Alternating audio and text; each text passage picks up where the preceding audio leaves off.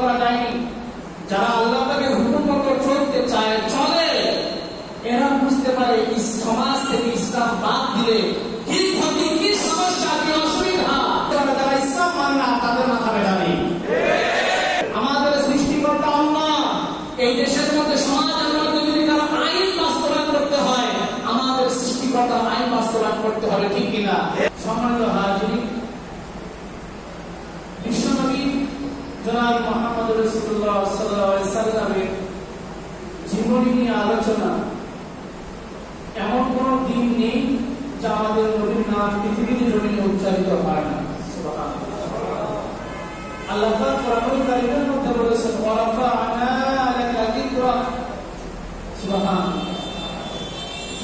আজকে অনেকেই আমাদের নবীকে গালি দেয়, অনেকে আমাদের নবীকে অবহেলা করে, অপছন্দ করে, আমাদের নবীকে অনেকেই দুর্বল মনে করে, আমাদের নবীকে অনেকেই অবহেলা করে। আল্লাহ সুবহানাহু ওয়া তাআলা কালামের মধ্যে বলেছেন, ইন্নাকা লামিনাল মুরসালিন। আমি আল্লাহ পাক রব্বুল আলামিন আপনাকে সার্টিফিকেট দিচ্ছি, আপনি আমার পক্ষ থেকে একজন রাসূল। সুবহানাল্লাহ। নবীর জামানায় যেমন আবু জেহেল, আবু লাহাব, উতবা, সাইবা নবীকে অবহেলা করেছে, নবীর জামানায় যেমন নবীর সাথে বিরোধিতা করার কারণে তাদের কপাল পড়েছে, ঠিক তেমনই আজ যারা নবীকে অবহেলা করে, অপছন্দ করে, গালিগালাজ করে, তাদেরও কপাল পড়তেছে। ঠিক কিনা? আমরা দেখি আজ পর্যন্ত আমার চোখে দেখা ইসলামকে গালি দিয়ে, নবীকে গালি দিয়ে কেউ উপরে উঠতে পারেনি। ঠিক কিনা? যারাই নবীকে গালি দিয়ে অপমান করেছে, অবহেলা করেছে, সমাজের মানুষ, তাওহীদি জনতা তাদের উপর লানত কামনা করেছে। ঠিক কিনা? আমার তারা তাদেরকে নিয়ে গর্ব করে, তাদের আদর্শ সমাজের মধ্যে প্রতিষ্ঠা করতে চায়। তাদের জীবনী তালাশ করে দেখা যাবে তারা খুনি, সন্ত্রাসী, মাস্তান, রাজাকার ছিল। ঠিক কিনা? তাদের আদর্শ বাংলার জমিনে প্রতিষ্ঠা করতে চায়। যে মানুষটার কোনো ভুল নেই, যে মানুষটার কোনো দোষ নেই, যে মানুষটার কোনো রোগ নেই, যে মানুষটার কোনো ত্রুটি নেই, সেই মানুষটাকে তারা মানতে পারে না।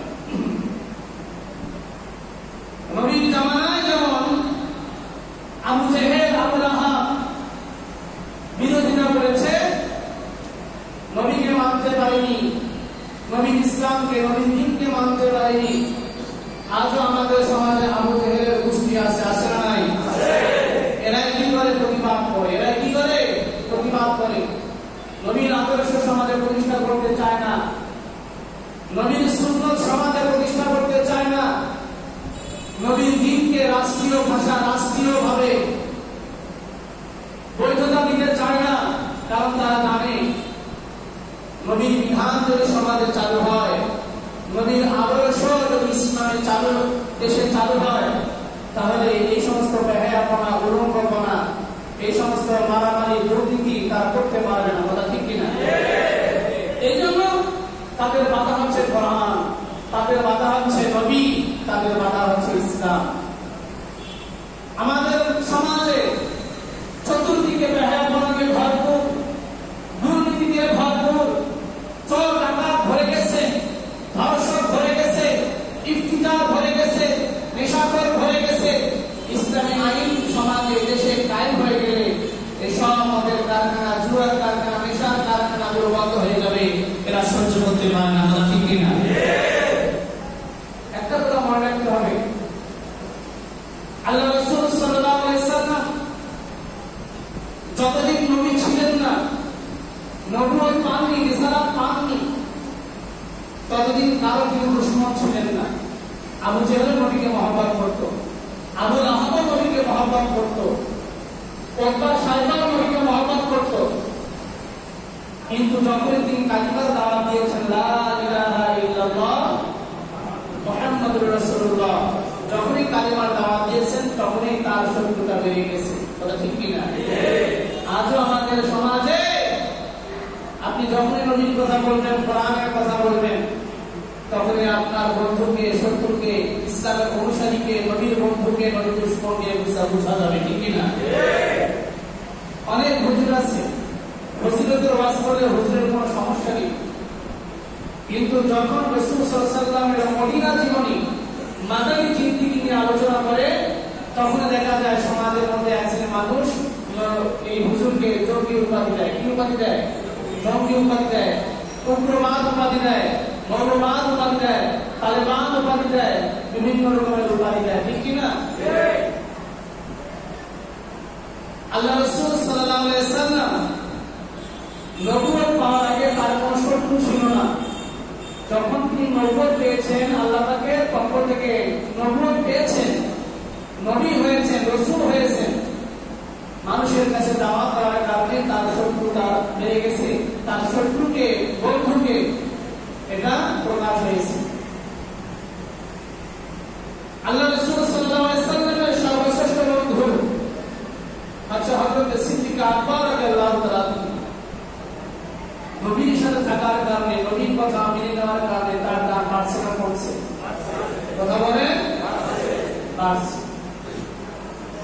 নবীকে মানার আগেও তিনি বড়লোক ছিলেন, অনেক টাকার মালিক ছিলেন, সমাজের মধ্যে তারপর একটা পরিশ্রম ছিল তার। ছোট বড় মানুষ তার মুখের সাথে চোখে চোখে কথা বলতে পারতো না, হিম্মত হতো না, সম্মান দিয়ে শ্রদ্ধা করে আবু বকর রাদিয়াল্লাহু তাআলার সঙ্গে কথা বলতেন। কিন্তু যখন আবু বকর রাদিয়াল্লাহু তাআলা নবীর ঘরে চলে গেছে, নবীর কথা যখন মেনেছে, নবীর কথা যখন স্বীকার করেছেন, তখনই তার পিছনে লেগেছে আবু জেহেল মাথা। আবু জেহেল মুহাম্মদ সাল্লাল্লাহু আলাইহি ওয়াসাল্লামকে যেমন শত্রু মনে করত, আবু বকরকেও শত্রু মনে করত। আল্লাহ রাসূল সাল্লাল্লাহু আলাইহি ওয়াসাল্লাম আল্লাহ নির্দেশ দিলেন, হে মুহাম্মদ, মদিনা মক্কার লোক যখন তোমার সম্মান বুঝলো না, তোমার মূল্য কি কদর কি বুঝতে পারলো না, তোমাকে সংজ্ঞায়িত করতে পারলো না, তোমাকে নিতে পারলো না, এখানকার মানুষ তোমার উপর অত্যাচার করে, শারীরিক নির্যাতন চালায়, মানসিক নির্যাতন চালায়, তুমি মক্কা থেকে মদিনায় চলে যাও। কোথায় চলে যাও? মক্কা থেকে মদিনায় চলে যাও। সেখানকার লোকেরা আর তোমার উম্মতেরা তোমাকে পাওয়ার জন্য তারা ওট পেতে আছে, অপেক্ষা করতেছে। আল্লাহ রাসূল সাল্লাল্লাহু আলাইহি ওয়াসাল্লাম একজন সঙ্গীকে সাথে নিয়ে হিজরত করেন, তার নাম কি? হযরত আবু বকর রাদিয়াল্লাহু তাআলা। এর আগে অনেক ঘটনা আপনারা শুনেছেন, জেনেছেন। হিজরতের রাতে আল্লাহ রাসূল সাল্লাল্লাহু আলাইহি ওয়াসাল্লাম আবু বকরকে সাথে নিয়ে একটা গুহার মধ্যে কি করেছিলেন? সময় কাটিয়েছেন, আশ্রয় নিয়েছেন। সেখানে আবু জেহেলরা শুনে নিয়েছে মুহাম্মদকে মারবে, আবু বকরকে মেরে ফেলবে। যখন পায়ের শব্দ পেয়েছেন আবু বকর রাদিয়াল্লাহু তাআলা, তখন তিনি নিজের চিন্তা করেননি, পরিবারের কথা চিন্তা করেননি, ছেলে মেয়ের কথা, স্ত্রীর কথা চিন্তা করেননি, চিন্তা করেছেন কার কথা? রাসূলের কথা। কার কথা? রাসূলের কথা চিন্তা করেছেন। আল্লাহ রাসূল সাল্লাল্লাহু আলাইহি ওয়াসাল্লাম ঘুম থেকে গেল আবু বকর রাদিয়াল্লাহু তাআলা চোখের পানি পড়ার কারণে। সম্মানিত ভাইরা আমার, আল্লাহ রাসূল সাল্লাল্লাহু আলাইহি ওয়াসাল্লাম সিদ্দিক আকবরকে বললেন, তোমার সাথে কে আছে? তোমাদের আমাদের সাথে কে আছে? আল্লাহ আছেন। আল্লাহ রাসূল সাল্লাল্লাহু আলাইহি ওয়াসাল্লাম বলেন, হে আবু বকর, তোমরা ভালো করে বুঝবেন, তোমার আমাদের সাথে কে আছে? আরেকটু জোরে বলেন, কে আছে? আমাদের সাথে আল্লাহ আছেন, আমাদের সাথে আল্লাহ আছেন। সিদ্দিক আকবর রাদিয়াল্লাহু তাআলা বলতেছেন, ইয়া রাসূলুল্লাহ, ইয়া হাবিবাল্লাহ, কাফের মুশরিকরা তো চলে এসেছে, আপনাকে গুহার মধ্যে যদি ঢুকে যায়, তারা আপনাকে কতল করে ফেলবে, আপনাকে শহীদ করে দেবে। আল্লাহ রাসূল বলেন, আবু বকর, ভয় পেও না, আমাদের সাথে আমাদের আল্লাহ আছে। আল্লাহ রাসূল সাল্লাল্লাহু আলাইহি ওয়াসাল্লামের সাথে থাকার কারণে আল্লাহ পাক আবু বকরের সাথে আছে না নাই? আল্লাহ রাসূলকে মহব্বত করার কারণে আল্লাহ পাক আবু বকরের সাথে আছে না নাই? সম্মানিত ভাইরা আমার, এই ঘটনা থেকে বোঝা গেল আল্লাহ রাসূলকে মারার পরিকল্পনা যেমন নবীর জামানায় করা হয়েছে, নবীর ক্ষতি করার জন্য, যেমন নবীর জামানায় নবীকে ক্ষতি করার জন্য চক্রান্ত করা হতো, ঠিক আজও আমাদের সমাজের মধ্যে নবীর করার জন্য কাজ করতেছি, কথা বলেন ঠিক কিনা? রাদিয়াল্লাহু তাআলা নবীর সাথে থাকার কারণে যদি আল্লাহ পাক ঘোষণা দিয়ে থাকে, হে নবী তুমি আবু বকরকে বলে দাও আমিও তাদের সাথে আছি, তোমাদের সাথে আছি, তাহলে কিয়ামত পর্যন্ত যতগুলো নবীর উম্মত নবীর পক্ষে থাকবে, রাসূলের পক্ষে থাকবে, তাদের সাথে আল্লাহ থাকবে। আল্লাহ রাসূল সাল্লাল্লাহু আলাইহি ওয়াসাল্লাম আবু বকরকে সান্ত্বনা দিলেন। কোরআন থেকে আমরা বুঝতে পারলাম, জানতে পারলাম যারা নবীর সাথে থাকবে তাদের সাথে আল্লাহ থাকবে, কথা ঠিক কিনা? আল্লাহ যদি আমাদের সাথে থাকে, আমরা যদি নবীর সাথে থাকতে পারি, আর আল্লাহ যদি আমাদের সাথে থাকে, দুনিয়ার সমস্ত প্রশাসন যদি ঐক্যবদ্ধ হয়ে যায়, দুনিয়ার সমস্ত মিডিয়া যদি ঐক্যবদ্ধ হয়ে যায়, দুনিয়ার সমস্ত জালিম শাসকরা যদি ঐক্য হয়ে যায়, ইহুদি খ্রিস্টান তত্ত্ব ইহুদি নাসারা যদি ঐক্যবদ্ধ হয়ে যায়, ইসলামের দুশমনরা যদি ঐক্যবদ্ধ হয়ে যায়, আর আল্লাহ যদি একজন মুমিন মুসলমানের সাথে থাকে, আমাদের সাথে থাকে, দুনিয়ার কোন শক্তি আমাদের কোন ক্ষতি করতে পারবে না। আমরা কি নবীর পক্ষে থাকবো না আবু জেহেলদের সাথে থাকবো? আমরা কি নবীর পক্ষে থাকবো না আবু লাহাবের সাথে থাকবো? আমরা কি নবীর সাথে থাকবো না নবীর দুশমন তারা যারা তাদের সাথে থাকবো? নবীর সাথে থাকবো। নবীর সাথে থাকতে গেলে হয়তো বা দেখা যায় সাহাবায়ে কেরামদের নির্মম ক্ষতি হয়েছে, কত সাহাবী শাহাদাত বরণ করেছেন, কত সাহাবী আকালে মারা গেছে, কত স্ত্রী বিধবা হয়েছে, কত স্বামী স্ত্রী হারিয়েছে। আজও দেখা যায় আমাদের সমাজের মধ্যে চতুর্দিকে ইসলামের দুশমনরা ওত পেতে আছে, কথা ঠিক কিনা? আমাদের অন্তরের মধ্যে মনের মধ্যে সবসময় ঈমানকে লালন করতে হবে, আল্লাহ রাসূল সাল্লাল্লাহু আলাইহি ওয়াসাল্লামের মহব্বত অন্তরে লালন করতে হবে। নবীর মহব্বত যদি অন্তরে বসাতে পারি, নবীর ভালোবাসা যদি অন্তরে বসাতে পারি, দুনিয়ার সমস্ত শক্তি আমাদের কাছে তুচ্ছ হয়ে যাবে। কখনো ঈমান আমাদের অন্তর থেকে চলে যাবে না, আমাদের দেহ থেকে আত্মা বের হয়ে যাবে, আমাদের শরীর থেকে হাত চলে যাবে, আমাদের শরীর ক্ষত বিক্ষত হয়ে যাবে, টুকরো টুকরো হয়ে যাবে, তবু অন্তর থেকে কখনোই কোনো মুমিনের ঈমান বের হয় না।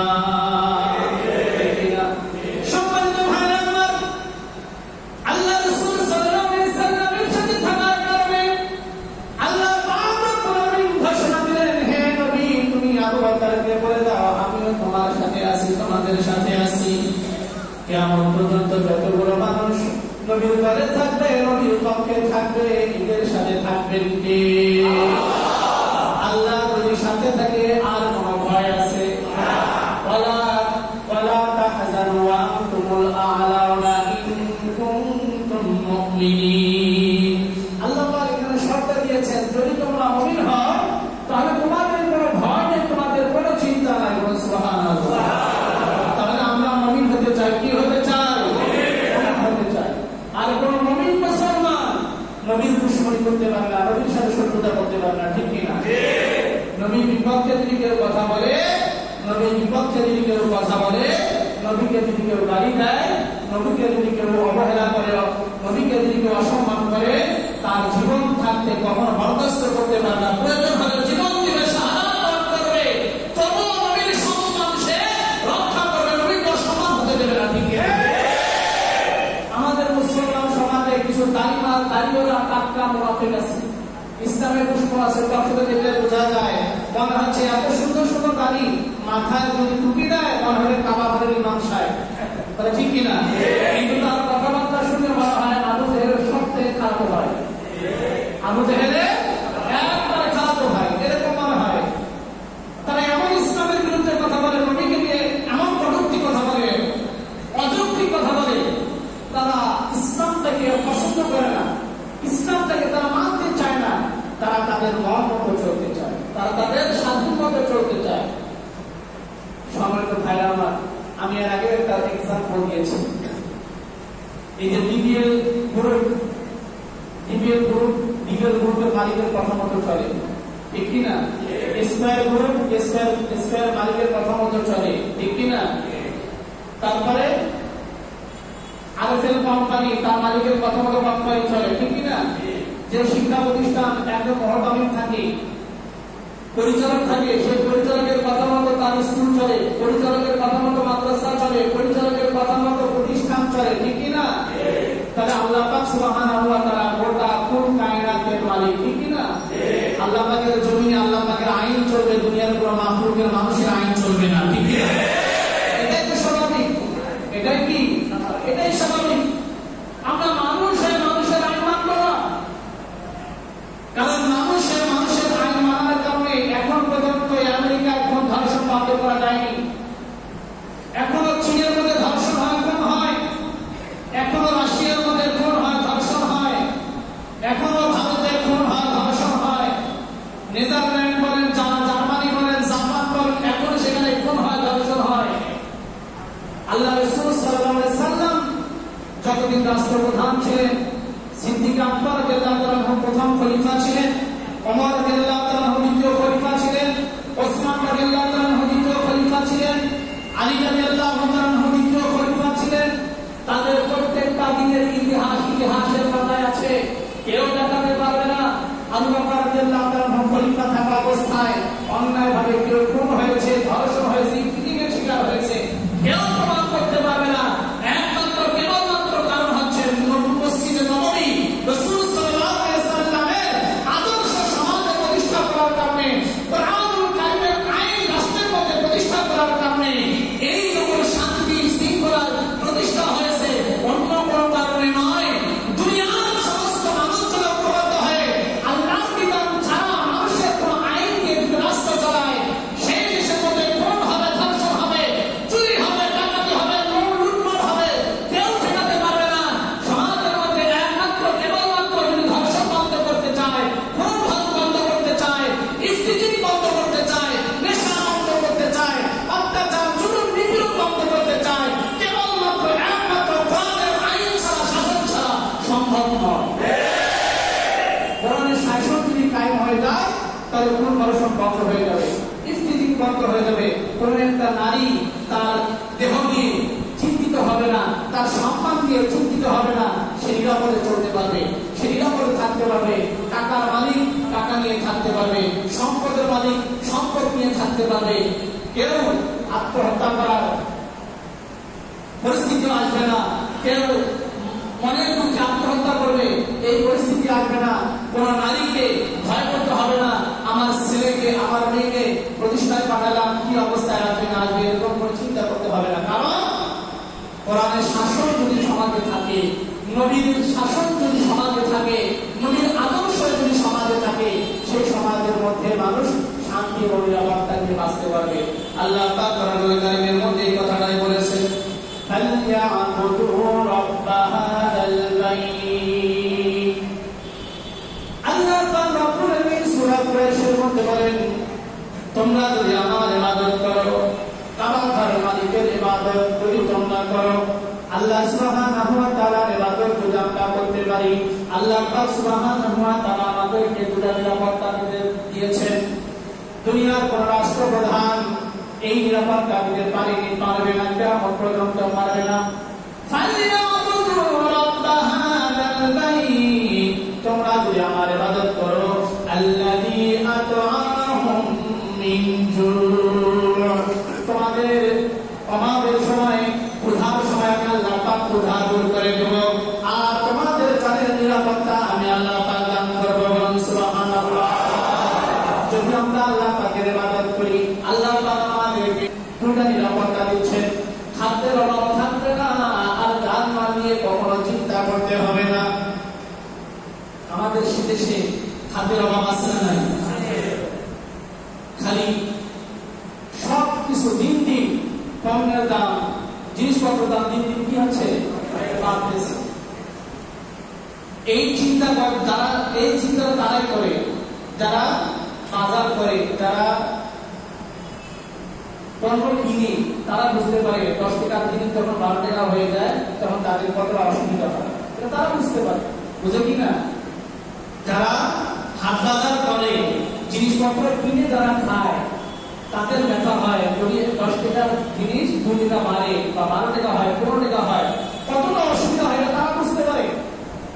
কিন্তু যারা বাজার করে না, তাদের কিনে খাওয়া লাগে না, এরা কি বুঝবে? এরা কি কষ্ট বুঝবে? এটা তো কত বড় অসুবিধা, এটা কি তারা বুঝবে? আমি কারেন্টের বিল দেই না, কারণ আমার কারেন্টের কত টাকা আসে এটা আমার ব্যাপার না, কিন্তু অনেক সময় দেখা যায় কমুকে চিন্তা করে এই 10 টাকা বেড়ে গেছে, গত মাসে আসছে 100 টাকা, এই মাসে আসছে 110 টাকা, কোথা থেকে কামের বিল বাড়তেছে, এত টাকা কামের বিল বাড়লে কিভাবে দিব, এই যে চিন্তা। আমি চিন্তা করছি 10 টাকা বাড়লে কি আমার ক্ষতি হয়, কিন্তু এর ফেলা কি এটা সে বুঝতেছে, ঠিক কিনা? ঠিক তেমনই ভাবে যারা আল্লাহ পাকের ইবাদত বন্দেগী করে, যারা আল্লাহ পাকের হুকুম মতো চলতে চায়, চলে, এরা বুঝতে পারে সমাজ থেকে ইসলাম বাদ দিলে কি ক্ষতি, কি সমস্যা, কি অসুবিধা, কি কষ্ট, কি আঘাত, এটা তারা বুঝতে পারে। যারা ইসলাম মানে না তাদের মাথা ব্যথা নেই। এজন্য চিন্তা করে দেখবেন তারা বলতেছে রাষ্ট্র চলবে অমুকের সংবিধান অনুযায়ী, অমুকের আদর্শ অনুযায়ী। আমাদের নবী হচ্ছেন মুহাম্মদ রাসূলুল্লাহ। আমাদের মধ্যে যদি কারো আদর্শ প্রতিষ্ঠা করতে হয়, অবশ্যই নবীর আদর্শ প্রতিষ্ঠা করতে হবে। আমাদের সৃষ্টিকর্তা আল্লাহ, এই দেশের মধ্যে সমাজের মধ্যে যদি কারো আইন বাস্তবায়ন করতে হয়, আমাদের সৃষ্টিকর্তার আইন বাস্তবায়ন করতে হবে, ঠিক কিনা? মানুষের আইন বাস্তবায়ন করলে আমরা মানতে পারবো না। এটা আমার কতটা যে কষ্টের, অসুবিধা, এটা আমরা বুঝতে পারি। কিন্তু যারা ইসলাম মানে না, ইসলাম নিয়ে মাথা ঘামায় না, দেখবেন তারা দোকানে, অফিসে, হাটে বাজারে বসে আছে, তাদের অত বড় কষ্ট আপনারা দুঃখ হয়, ঠিক কিনা? দুঃখ কাঁদে যারা ইসলাম মানে, যারা মানতে চায়, তাদের কতটা কষ্ট। এই কথা বলার দ্বারা কিরকম কথা যে আমাদের বাংলাদেশে টুকরে দাঁড়িয়েলা, টুকরিওয়ালা এতগুলো আলেম ওলামা থাকতে বলতেছে বাংলাদেশ থেকে রাষ্ট্র ধর্ম থাকবে, এটা তুলে দিতে হবে। নাউজুবিল্লাহি মিন যালিক। এই কথা যদি বলে আমরা আমাদের জীবনটা আল্লাহ করে বিলিয়ে দিব, হয় বাংলা জমি ওই সমস্ত নাস্তিক মুরতাদরা থাকবে, তাহলে তাদেরকে দুনিয়া, তাদেরকে দেশ ছাড়া করে মুসলমান তাওহীদ জনতা বাংলা জমিনে থাকবে। হয় আমরা থাকবো, তাহলে তারা কুফরি দিয়ে, তাদের কুফরি দিয়ে সমাজের মধ্যে থাকবে। আর আমরা না হয় তাদের সাথে জিহাদ করে, সংগ্রাম করে আমরা আমাদের ঈমান ইসলাম নিয়ে দেশের মধ্যে থাকতে চাই, ঠিক কিনা? তাদের শক্তি না দেওয়া হবে কেন? আমি এই জন্যই বলেছি ইন্নাল্লাহা মা'ানা।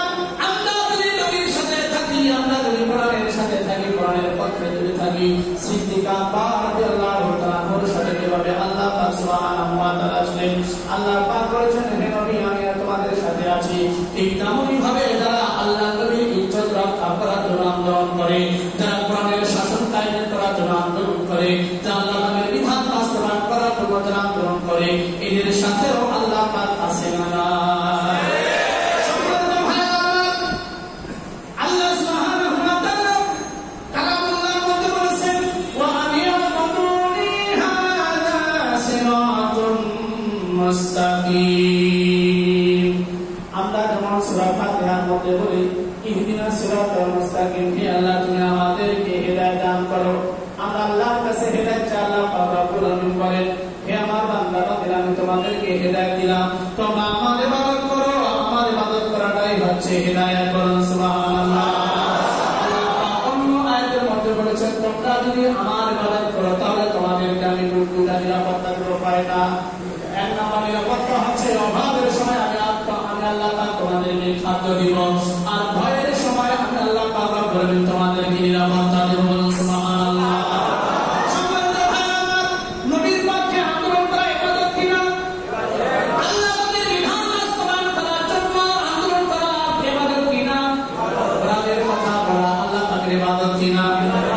আমাদের হাতে কোনো লাঠি নাই, আমাদের হাতে কোনো অস্ত্র নাই।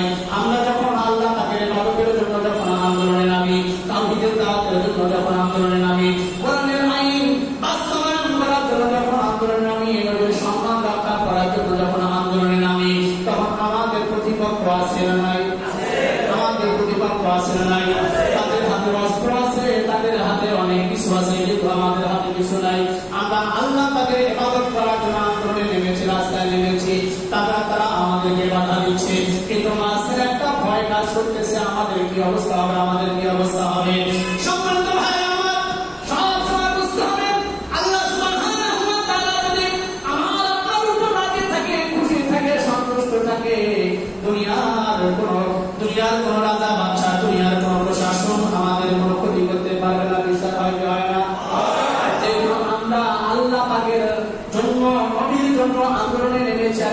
ইবাদত হয়। আমরা যদি ইবাদত করতে যাই, করতে গিয়ে যদি আমাদের কোনো ভয় দেখায়, কেউ ভয় দেখায়, সাহায্য করবেন কি? আল্লাহ পাক ঘোষণা দিয়েছেন, ফালিয়াবুদু রাব্ব হাযাল বাইত, তোমরা আমার ইবাদত করো, আমি আল্লাহ পাক বলবেন তোমাদের জন্য দুটা নিরাপত্তার বিধান, দুটা নিরাপত্তার নিশ্চয়তা দিচ্ছি। এক নাম্বার খাদ্যের অভাব থাকবে না, দুই নাম্বার হলো তোমাদের ভয়ের সময় আমি আল্লাহ পাক সাহায্য করব।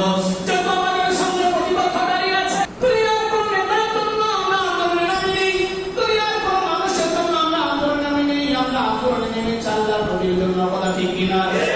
আন্দোলনে নেমেছি কোরআনের জন্য, আমরা আন্দোলনে নেমেছি আল্লাহর জন্য, ইসলামের জন্য, ঠিক কিনা? তাহলে আমরা যেহেতু আন্দোলনে নেমেছি, আমাদের সামনে প্রতিপক্ষ আছে, আমাদেরকে ভয় দেখায়, ওই ভয়ের সময় সাহায্য করবেন কে? বলেন কে? যেমন সাহায্য করেছেন, সাহাবায়ে-কেরামদেরকে সাহায্য করেছেন, তাবিঈনদেরকে সাহায্য করেছেন, আল্লাহ পাক মুমিন মুসলমানদেরকে সাহায্য করেছেন। কি করবে? এখনো করবেন কি করবে না?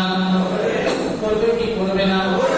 আল্লাহ মুমিন আল্লাহ তাআলা বলেছেন তোমাদের কোনো ভয় নেই, তোমাদের কোনো চিন্তা নেই, যদি তোমরা মুমিন হও, তোমাদের প্রতিপক্ষ যত শক্তিশালী হোক না কেন, আল্লাহ যদি গায়বী মদদ আমাদের উপর নাযিল করেন, তাহলে আল্লাহ তাআলা বলেন ওই সমস্ত জালিমদের কাছ থেকে আমাদেরকে বিজয় দান করবে।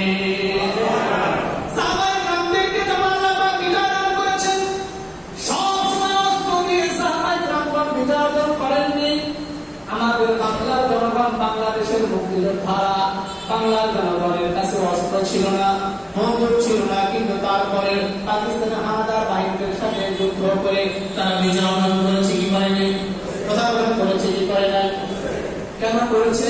বাংলাদেশের জনগণ ঐক্যবদ্ধ হয়েছে, ভয় পায় নাই, হাতে লাঠি ছিল না, কিন্তু গাছ থেকে গাছের তাল কেটে ফেলেছে, বাচ্চার থেকে একটা তাল ভেঙে দিয়েছে, হাতে যা পেয়েছে তাই নিয়ে তারা রাস্তা নেমেছে, পাকিস্তানি বাইকদেরকে বাংলার জমিন থেকে দাঁড়িয়েছে, ঠিক কিনা?